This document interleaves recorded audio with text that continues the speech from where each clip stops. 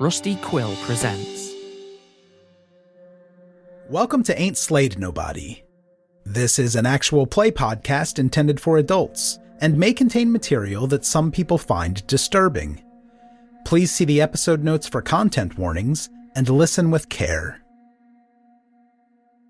Hey, this is Cupp from Ain't Slayed Nobody, asking you to join our Discord chat community. This is a fantastic group of people, and it's the best place to talk about the show, tabletop gaming, and anything else that's on your mind.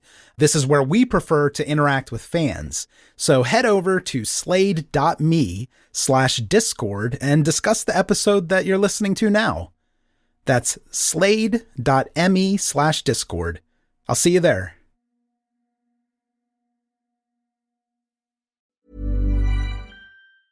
Tired of ads interrupting your gripping investigations? Good news. Ad-free listening on Amazon Music is included with your Prime membership. Ads shouldn't be the scariest thing about true crime. Just head to amazon.com/ad-free true crime to catch up on the latest episodes without the ads. Enjoy thousands of Acast shows ad-free for Prime subscribers. Some shows may have ads. The year is 1932, and we have a group of heroes. Well, I say heroes. Let's say player characters. Protagonists. That's a safe word. Protagonists. A group of protagonists who have descended upon the Athenaeum in Long Island. A rather exclusive club whose membership are people with an interest in the esoteric. These four characters have all expressed an interest in becoming members of the Athenaeum, and they have been invited along to a meeting today with a gentleman by the name of Thomas Major. Everybody's acting like the world is ending, and I hear people saying it's madness. It's madness.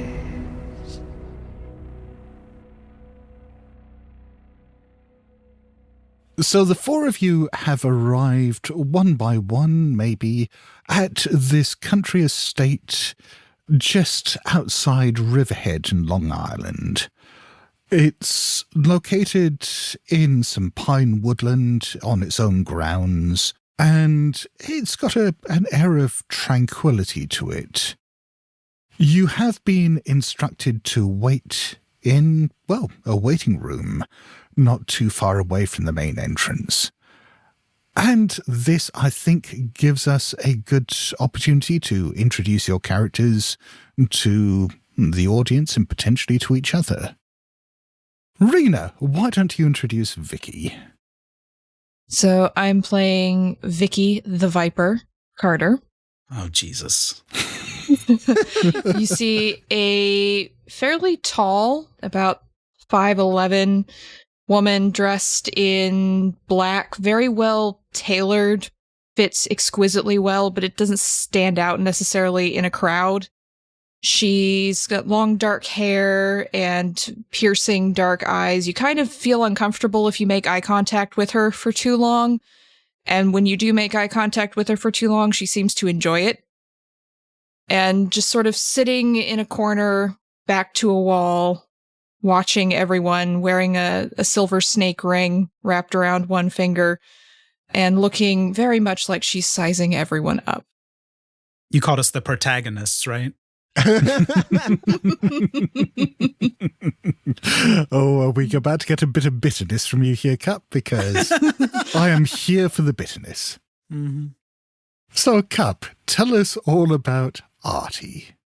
Yeah, so I'm playing Artie Ketchum, who is originally from Dallas, but they moved to New England when he was a baby, so he never had a chance for the accent to catch, but he fakes it because he really likes the idea of being from Dallas. And so he wears this tiny cowboy hat on top of messy hair.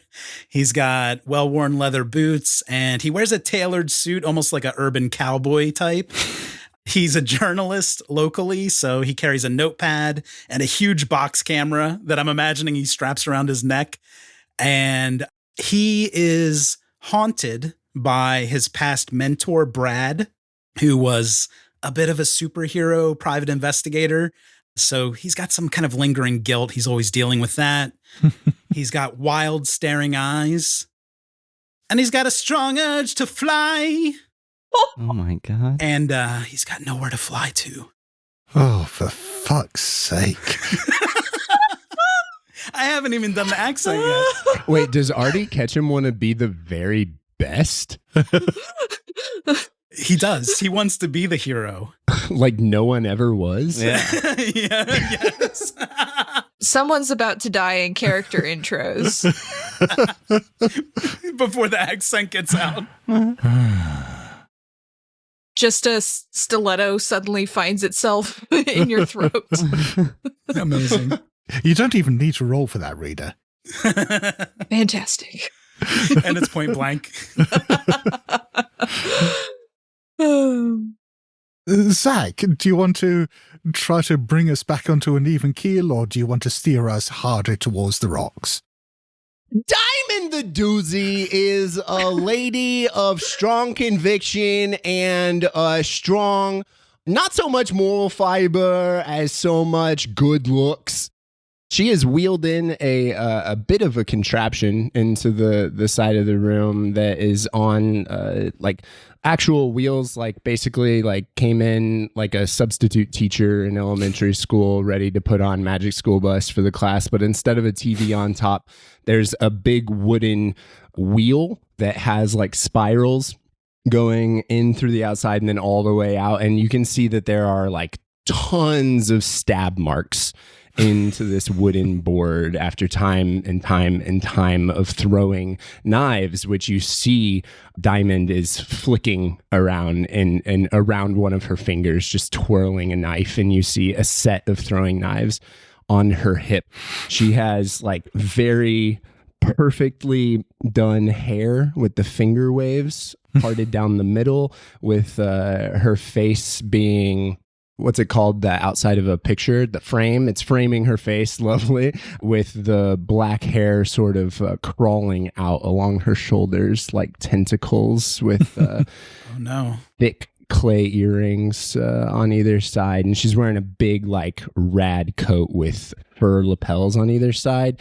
Basically, Diamond the Doozy has been doing pretty good for herself recently, and things are on the up and up in the biz. And even though it's the 30s, money is rolling in. She's seeing a new side of life that she's never seen before, which is one with a little bit less struggle than she grew up with. Amazing.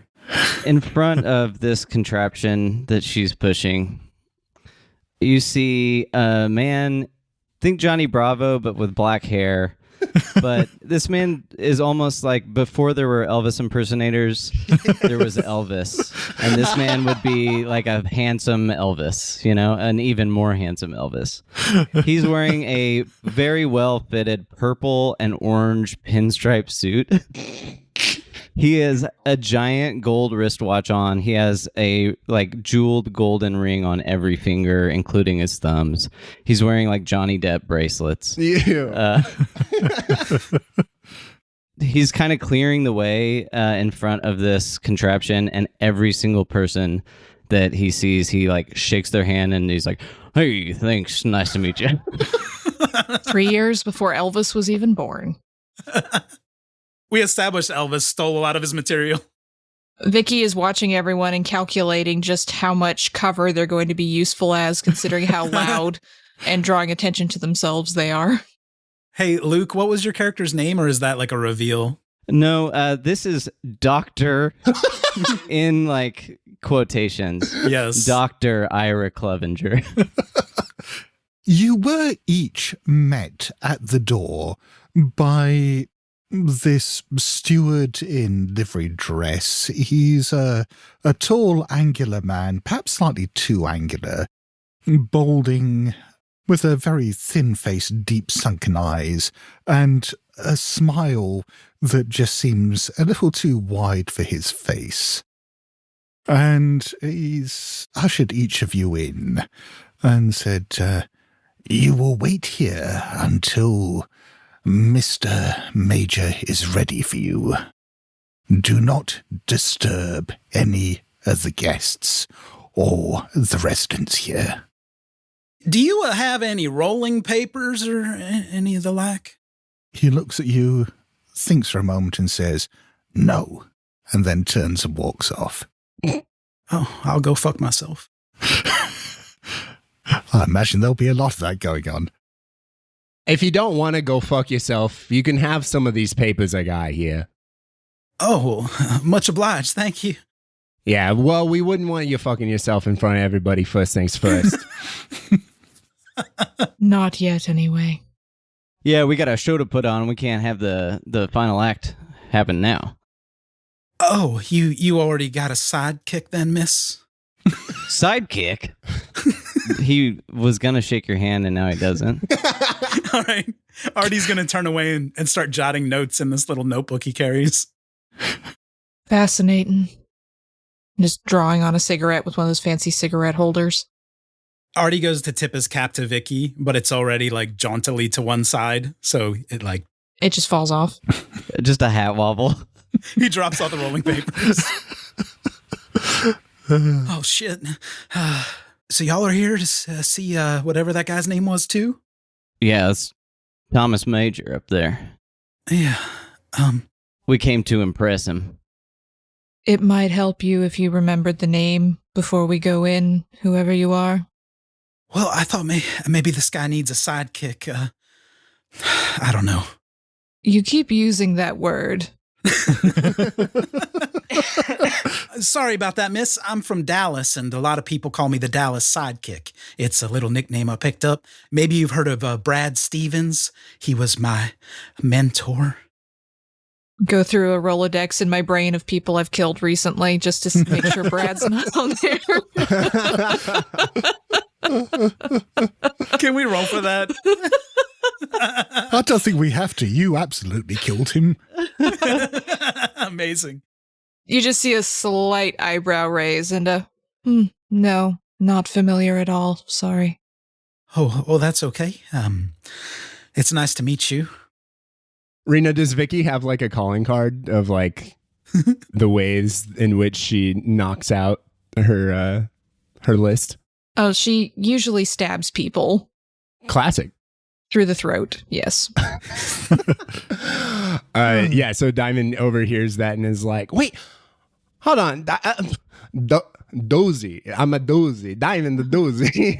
Sorry, you were saying that you were the Dallas sidekick to Brad? Yeah. The dude that got stabbed in the throat? Oh, well, yeah. I didn't know that was so public. Where did you hear about it? Oh, was it the article I wrote for the paper?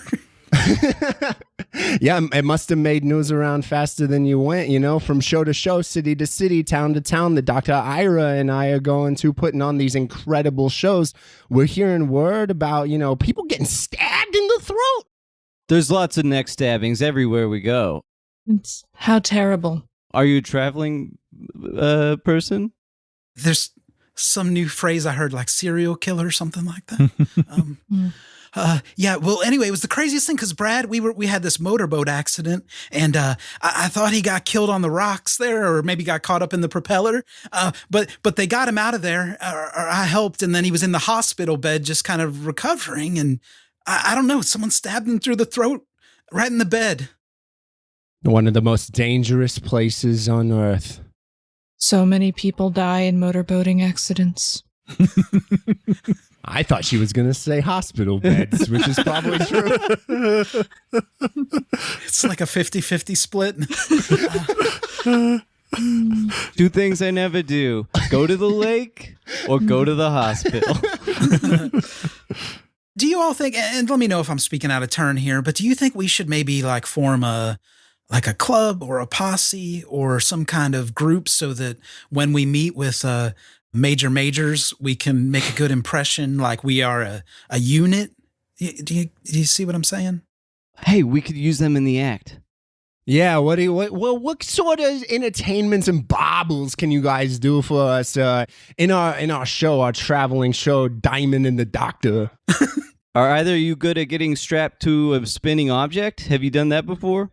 And they both point at the piece of wood next to him. Well, Brad used to strap things to me all the time, but we weren't exactly. You're in. There was spinning, but we weren't exactly doing an act, you know? Usually something reserved for the bedroom, but fine. Our show's not like that. I'm a journalist by trade, but I started my career as an architect, but I just didn't really have what it took. And now that I'm in journalism, I'm trying to figure out how to kind of meld the two fields together, but nothing's really inspired me yet, so. It sounds like stage production and marketing. Well, yeah, if your act involves some architecture or writing prose, I'm good at both of them. Oh, we're going to need plenty of pros.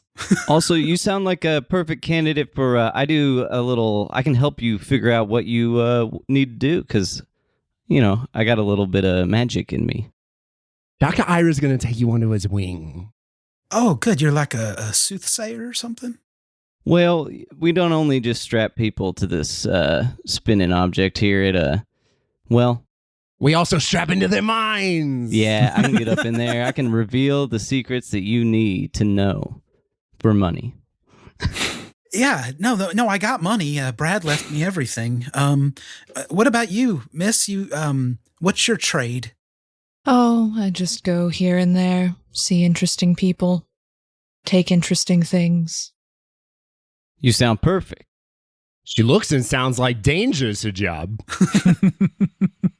You could call it that. Another long puff on the cigarette.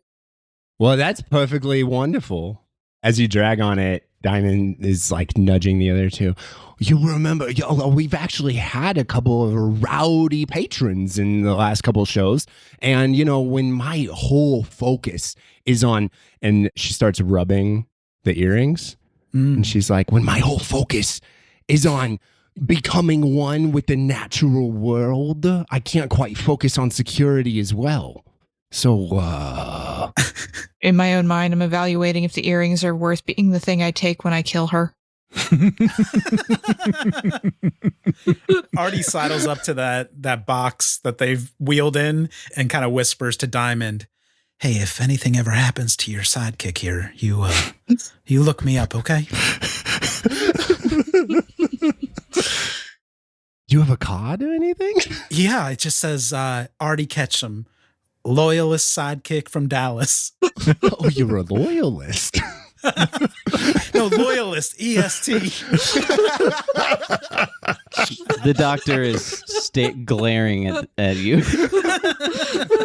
Yeah, no, she quickly, she gives you eyes like, this motherfucker ain't gonna be my goddamn sidekick. I don't even have a sidekick. I got a doctor. I'm a doctor. I'm the doctor. Artie spends 15 minutes setting up the box camera to take a picture of Dr. Ira glaring, but probably misses it. Just as you finish setting it up, or just as you're about to finish setting it up, the steward returns to you and just stands in the doorway and says, "Mr. Major will meet you in the skull room. Oh. Follow me." Sounds like my kind of place. Skull room. Well, thank you, Stuart. I saunter after him, ignoring the other three. I'll be last because I have to break down my camera. As you're bringing it down, I'm like wheeling. We're like grabbing our stage contraption and wheeling it through the door. The doctor had been standing looking at the camera, knowing he was going to get his picture taken, and he was taking any direction at all, looking meaner if he needed to, but he just wants to get his picture taken so people can look at him. Did I get a photo, Scott, before we head back? No. Oh, fuck you. Not unless you're ignoring the instruction to follow the steward. Okay. I start breaking it down when it's like 2/3 the way there. The doctor's going to follow the steward, but first he's like, "We'll take it in the schoolroom." The steward stops for a moment and looks back at the contraption that Diamond and the doctor are pushing. He just stares at you for a moment and says, "Is that quite necessary?" Oh, you ain't never seen anyone with necessary props before. You'll love it.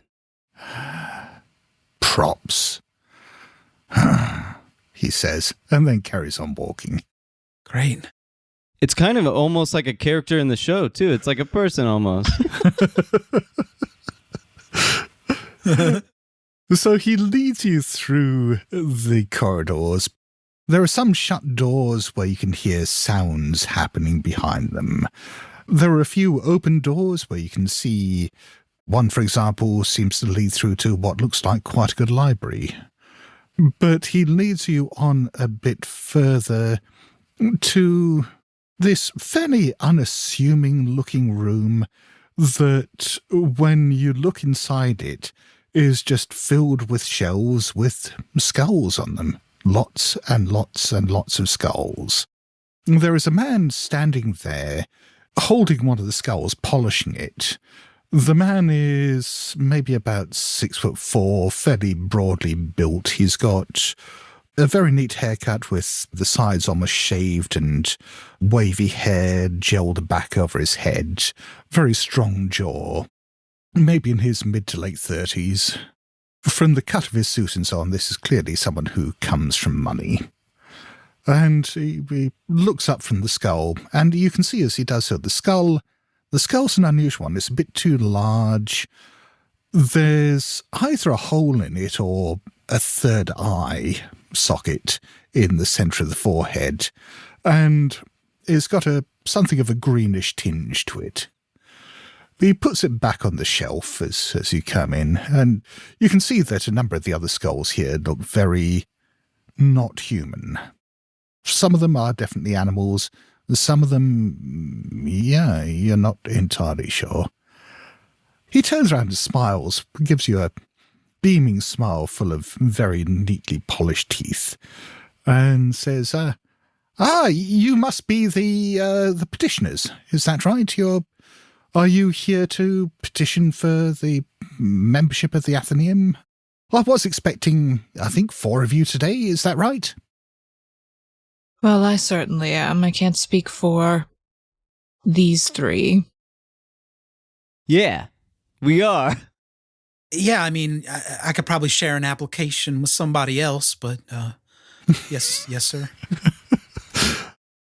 He looks thoughtful for a moment and says, well, ordinarily, I would ask you to give me quite an in-depth explanation of what exactly you think you can bring to the Athenaeum.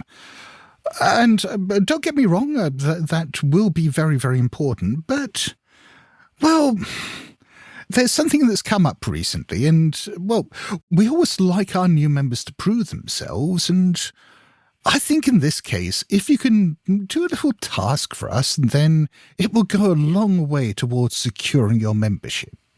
Does this interest you at all?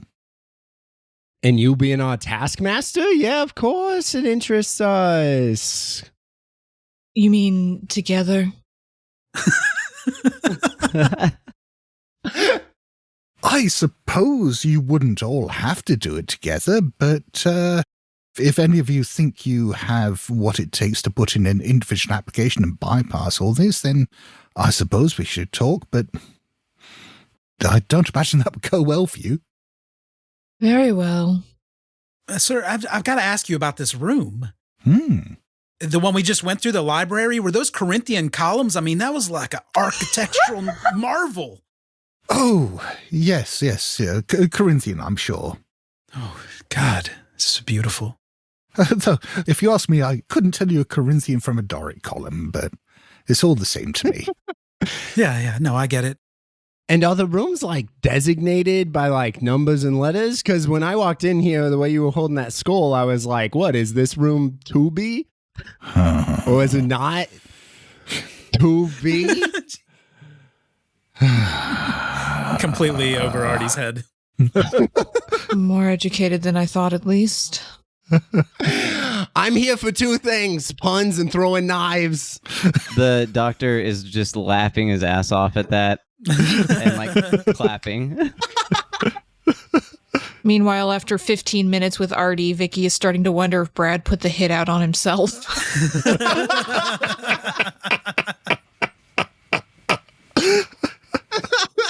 So if this is the skull room, was that the book room, or do y'all, I mean... That's a good question. Thank you. I believe an architect might refer to that as a library. But I didn't know the nomenclature guide. Can we get down to business, folks? So is this the schoolbrary? He just blinks at you, shakes his head, and says, anyway, yes. We didn't come all this way to just give you a piece of paper that says that we're good enough to be here. We're going to prove it to you in some way. I've been proving it with the doctor here all over the country, drawing crowds for our lewd and wild shows. But I'm here to show off my skills in the real world now because we have a connection. The doctor does a Vanna White to the spinning. Do you travel everywhere with that? Well, we haven't been everywhere yet. Well, good luck, I suppose. I think in future you are quite welcome to leave that to the coat check. I mean, that's perfectly all right. We might need to on the way out, but it depends. I don't think they frequent the sort of places where coat checks are a regular thing. Oh, Diamond pets the fur lapels on either side of her coat, and they're like, well, it does seem that some objects are actually worth enough to keep on yourself at all times, honey. Well, I think you'll find that my references are exemplary, and then he hands the guy a resume for Brad, and it just says Brad at the top, and then it's everything that Brad ever accomplished before he died. If you have any questions about that, well, we can't talk to Brad, but I could get another reference, maybe Brad's mom. I know a medium named Mary. We could talk to her. Maybe she could talk to Brad for us. Oh, I'm sure that won't be necessary. Yeah, we could find out who killed him. None of this is even remotely necessary, no. Oh, she's a medium? I'm a small. Are we having uniforms? Is that what's happening here? Because I would really like that. I did bring a cape, but I promised I wouldn't wear it until we did something really spectacular. Vicki is twisting the silver snake ring on her finger. Little emerald eyes are sort of glinting in the light. And this is what she does when she's really trying hard not to be murderous. It is difficult. That's a pretty ring you got there, miss. Thank you. It's a graduation present. Oh, good. Where'd you graduate from? I went to UT Dallas. Oh, wait, no, I didn't. We moved away when I was a little baby, didn't we? Mm-hmm. As fascinating as all this backstory is, says Major, what I really want to ask you is, what do you know about Leng? It's not the only thing that matters. Gur also matters. Have we heard that name before? Is this time for a Cthulhu Mythos roll? You could give me a Cthulhu Mythos roll. I rolled a 90 out of 10, so no. Oh! What, you rolled a 4? Oh, wow. Wow. Oh, blimey. Right off the jump. Nice. I'm going to keep my luck unless we're going to get something double if I pass too. You certainly then, Diamond, have heard the name Leng. You've heard mention of it, and you are aware that there's perhaps some confusion over what precisely Leng is. It's a place, but depending on the sources you've heard it from, it's either somewhere that people encounter in their dreams. It might be a plateau somewhere near Tibet, or it could even be in the Antarctic. Okay, yeah. You were talking about Ling. Oh, Lang. I didn't know you were saying Lang. When you said Ling, I thought you said Ling. No, yeah, of course, Lang. You know, people aren't too sure about whether it is a place or like a plateau in Tibet or a place within your dreams. Oh, or maybe it's in Antarctica, or maybe it's like the best way to order street tacos. There's a lot of different. The doctor is nodding his head. He has no idea what is happening. Yeah, Major nods and says, oh, yes, you should talk to Bernice about that. She has her theories as well. But if you're aware of Leng, have you met Randolph Carter at any stage? Frightful bore. Frightful bore. Oh, Randy? The terrible... The guy with the tusks? What? No. Not physically, but it's the aura that he gives off and such is like, get away from me, like stay away from my mouth. No. Different kind of bore. Different kind of bore. Oh, different guy. Oh, yeah, okay. yeah. He's Thank God, dude. That guy sucks. The name sounds vaguely familiar, but no. he went missing a while back, so he's not terribly important. Reviewing the Rolodex again. You're pretty sure you didn't kill him, but who can tell these days? No, it's so difficult to tell. Mm. But yes, he spoke all about encountering Lengian dreams, and there was all sorts of stuff to do with mountains that walked around. And really, we're interested in those mountains. We've done a bit of research, and obviously, as I said, conflicting sources, and the last thing you want to do is rely on that Carter. He wrote the most dreadful rubbish. But he did suggest that there were these living mountains somewhere around Leng, and we wonder whether you might be able to, find us one. A walking mountain?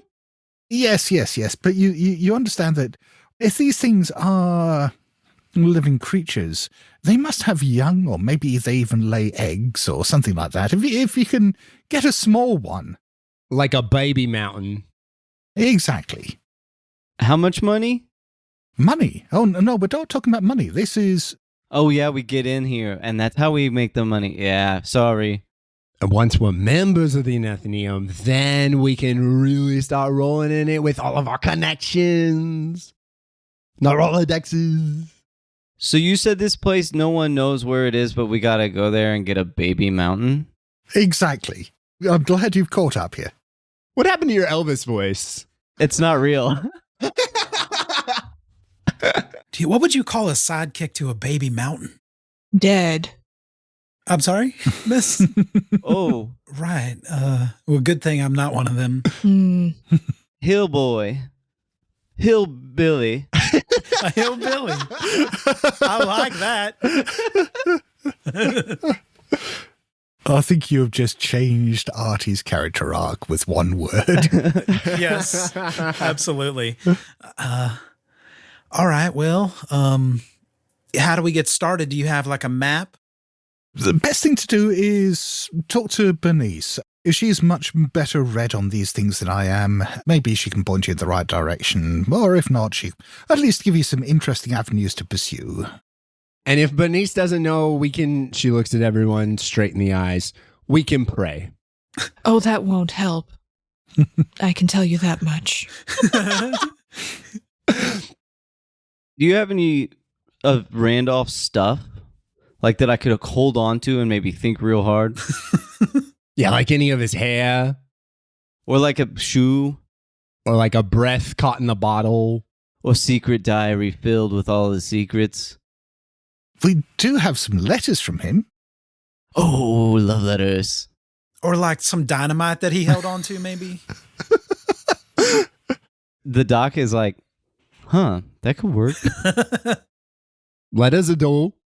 I'll see what the Chumley can find some of those for you. In the meantime, I'll get him to take you to talk to Bernice. Have you got any other questions for me before you start on this? Why did you join the Athenaeum? Oh, I'm a legacy. Oh, okay. So your dad's dad? Well, not quite. Oh, what do you mean? Have you been in it from the beginning? The fewer questions about that, the better.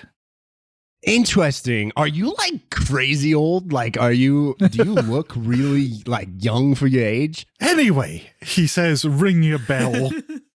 Chumley! I want to live forever. This is great. This is the best possible news.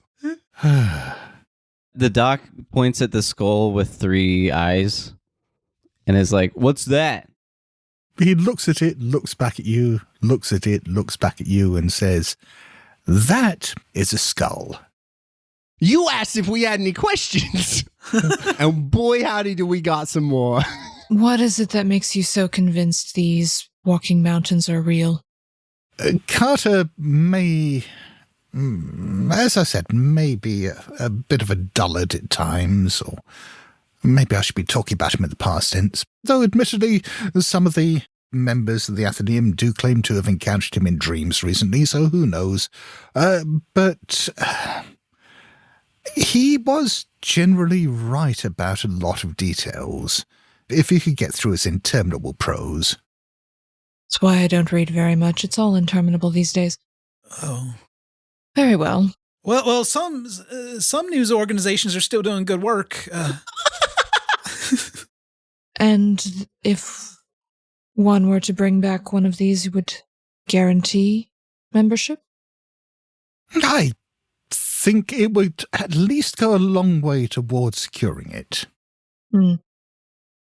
How are we going to get something that big on our boat or motorcycle or whatever our mode of transport is? I'll be in the sidecar. Diamond slaps the stage thing and is like, we're pretty good at moving stuff around from place to place. He just looks at the four of you and says, well, that is your problem. As far as I'm concerned, I have asked you to bring me one of these. The method you use for doing so is entirely up to you. Consider it an exercise in ingenuity. Well, it sounds like my new friends here are in a fencing business, so I think we'll figure it out. Diamond does like a miming sword pose and stab toward Vicki. Oh, no. And then throws up both of her hands and is like, I'm just playing with you. I'm just playing with you. We're going to live forever. Vicki is very much not, or at least trying not to think about the two knives strapped to her thighs at the moment. Wishing she had a third one. But she's got a gun, so if she has to, she can take care of all three of them. Right. Hey, if there's two of these things, can we keep one for ourselves? I suppose so, yes. Artie has left. He's in the library looking up anything he can find on the walking mountains and Leng. So you've just wandered off. Stroking Corinthian columns. Well, yeah, it sounded like it was ending, like they were going to go talk to Bernice, so he wanted to get a head start on the library. The rest of you turn around and you see, I mean, for a start, Artie's wandered off, and then the steward is there in the doorway, and Major looks at him and says, Chumley, take these ladies and this gentleman, and where did the little one go? I think he went to go see your, what was it, the book room? All right. Yes. Take these visitors to go and see Bernice and see whether you can find the other one before he gets into trouble. You're probably too late. Well, let's cut to Artie. So Artie has just gone wandering off down the corridors of the Athenaeum. If you're heading straight to the library, you know where it is and you can find it fairly easily. And looking inside, it's a fairly spacious room. It's got tall shelves going up. It looks like the building itself is on 2 stories, but it looks like the library occupies both stories. The bookshelves go all the way up, and there's a sort of mezzanine that goes around and ladders going up. A number of reading tables with a variety of odd-looking people sitting around, going through manuscripts and old books. Nerds. Wow. Somebody should write about this architecture. And then I think, like, if the camera panned out, you would see a light bulb over his head. He's going to start looking for books on Tibet and anything he can find on Leng, because he felt lost while Diamond seemed to know everything. You could give me a library use roll. I would love to burn this library down. Let's see. Oh my God. Oh, almost. I rolled a 94. Could I push the roll? I'm pretty good at library use. Could I push the roll by getting on the ladder and going to the second level of books? You absolutely could. So, yeah, as I said, I mean, this is For what is a private library, quite a large selection of books, and just trying quickly to make sense of how they're organised is enough of a challenge. But yes, if you start scurrying up ladders and looking around, I'm sure that can work to your advantage. Oh, this ladder seems pretty old. Ooh. Oh, I rolled an 11. That's a hard success. Woo! So, yes, against the odds, you do get onto the ladder, and the ladder is one of those ones that's got wheels on the bottom, so you do scoot along perhaps a little more than you mean to, and you suddenly find yourself nose to nose. Books don't have noses. Nose to spine. In the book room, they do. Yeah, like some of them are bound in human skin, so maybe some of them do have noses. But you do find yourself looking at a section that it doesn't really seem to be about Tibet, but there is a section that seems to have dream journals. Ooh, yeah, he's not going to be able to resist those. I'd like to take the most interesting one and start thumbing through it while standing on the ladder. Okay, so while Chumley walks the rest of you down the corridor to the library, you come in and there's Artie hanging precariously off this ladder, looking at this book about 15 feet off the ground. Howdy. You're going to be side-kicking very soon if you don't get down off there. No, I found something. I think the doctor might really like this one. The doctor immediately runs below him. and Artie will drop the book into the hands of Dr. Ira. He looks at it and he's like, "Oh, maybe." He wants to see if there's any pictures in the book. First things first. There are some drawings and a few maps, hand-drawn maps in there. Yeah. Yeah, pretty interesting. Come on down. I knew it. Artie's just thinking in his head, like, maybe the doctor needs a sidekick too, and he could split off from Diamond. So he's just working a bunch of different angles now in his mind. Yeah, I don't mind thumbing through that with you. I mean, I've had dreams before. They're mostly about little cats that have human hands. But anyway, what we got here? The doc is a little bit scared. Bizarrely, just as he says that, the doctor's flicking past some drawings of cats. And then he looks at his own hands. Wow. Vicki, get in here. Chumley is standing there patiently looking at you, saying, "I was instructed to take you to see Dr. Surprise." I'm sorry, her name is Dr. Bernice Surprise? Yes. Does she have a brother named Shia? Oh my God. Oh my God. Chumley sighs deeply and says, "I would advise you not to make jokes about her name. I think you will find that Dr. Surprise doesn't have much of a sense of humor about such things." You can't spell Bernice without nice, and you can't spell Chumley without chum. The doc thinks that this is one of the smart... how old is Artie? 24. It is one of the smartest kids he's ever met in his life. Oh. He immediately looks at Diamond and is like, sidekick. Sidekick? This guy right here? Yeah. I mean, you can't spell Chumley without mulch. That's what we're always saying.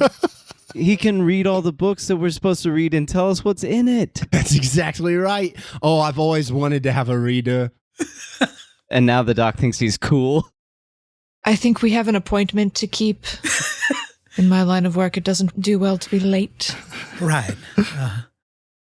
Should we jump out and surprise her? I think the irony would be amazing. Yes. Dr. Ira likes the idea and hears not the word irony, but his name followed by other sounds. He's like, what's up with my knee? People do love being surprised, I've found. Not for very long, but you know. We could at least yell it when we jump into the room. Yeah, it's a good idea. I'll go last. Okay, take us to Dr. Surprise. All right, yeah, Mulchy, take us down there. So what are you doing about the book that Artie found? Hold it. Chumley looks at you and says, books are not to be removed from the library. We're going to come back with the mountain, so we'll just keep the safe the whole time. Well, hang on there, Chumley. I believe in freedom of information, and I think that you should let us borrow this book. I work for the press, and I think it's important to keep the people informed of what's going on here in these DreamWorks and such. Yeah, and the Pixars, all of them. All of it. He looks at you with his deep, hollow eyes and just says, no. Oh, well, maybe we give it a skim then, Doctor. Yeah, you seem like you got it. I looked at the pictures already. Okay, I'll skip the pictures and see what the text is all about here. Why is my English so bad? Anyway. You take the pictures, I'll take the words. The doctor looks around and he's like, so this is why they call it the book room.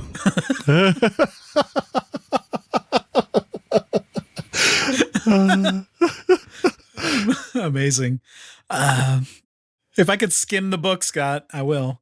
It looks like it's going to take you a bit of time to skim through this, so you've got a choice. Either you can stay behind and go through this, you could try to steal the book, or you could abandon it and go off with the others to meet Dr. Surprise. I think that right now Artie's trying to impress Diamond and Dr. Ira, so he's going to stay back and learn something from this book while they meet Dr. Surprise. If you three could just go meet with Dr. Surprise and apprise me of what's going on later, I'll stay back here and figure out what's going on with these spooky dreams. Hey, kid, I have one alternative idea. Oh, okay. If I'm lucky, it'll work. Brad said adaptability was my top strength. We want you with us in there just because sidekick tryouts, you know? And he gives him a big wink. Oh, no shit. Yeah, I'm just gonna try to steal this book then. As we're all giving eyes to each other, being like, I could steal it better than you. Like, like all of us are like, I could do this. The doctor has his hand out expecting the book. Like, okay, yeah, I will gladly hand it over. I just like the idea that the least competent person, though, is the one who's trying to steal it. the doc wants to look at Chumley and say, oh, what's this? And reach behind his ear while he's like putting the book away in the back of his pants. Okay, if you want to give me a sleight of hand roll. I do want to do that. I will give you a bonus die on it. If you are distracting him by pulling a coin out of his ear or something, then yes. An 7 ought to do it on a 70. Wow. Okay, so you have just stolen this dream journal. What, you've tucked it down the back of your pants or something, have you? So he, from behind his ear, produces a coin. He kind of flicks it up with his thumb at Chumley and gives him a wink. Oh, do me. He's like leaning forward. Chumley grabs the coin out of the air, looks at it, and says, this is a coin, yes. He's going to try to, in one swift motion, grab the coin, put it behind Artie's ear, and show it to Artie. He's speechless. He's slack-jawed, just staring at it. And he flips the coin at Artie. Let's go, kid. Artie catches it in his mouth. Thank you so much, Chumley. Wow, in your mouth. Wow, thank you so much, Chumley. That's was amazing. So dirty. All right, wow, gross. Do you know what those things have been? Everybody's touched a coin. Vicki, did you see that? Oh, pulls it out. I see tetanus, yes. Tetanus? Is that another member of the Athenaeum? Just walk off after Chumley.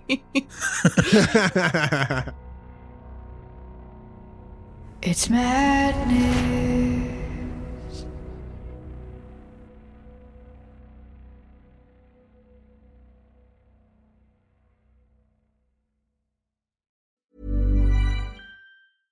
Tired of ads barging into your favorite news podcasts? Good news. Ad-free listening on Amazon Music is included with your Prime membership. Just head to amazon.com/ad-free news podcasts to catch up on the latest episodes without the ads. Enjoy thousands of Acast shows ad-free for Prime subscribers. Some shows may have ads.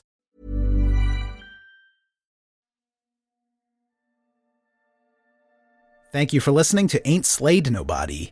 For ad-free episodes, lots of bonus content, and special programming, please join our wolf pack at patreon.com/ain'tslayed or subscribe to Ain't Slayed Nobody Plus at Apple Podcasts. Nothing helps the show more than becoming a subscriber. See our show notes for full credits and help us grow by posting friendly reviews and spreading the word to your friends and followers. Thank you, and good luck out there.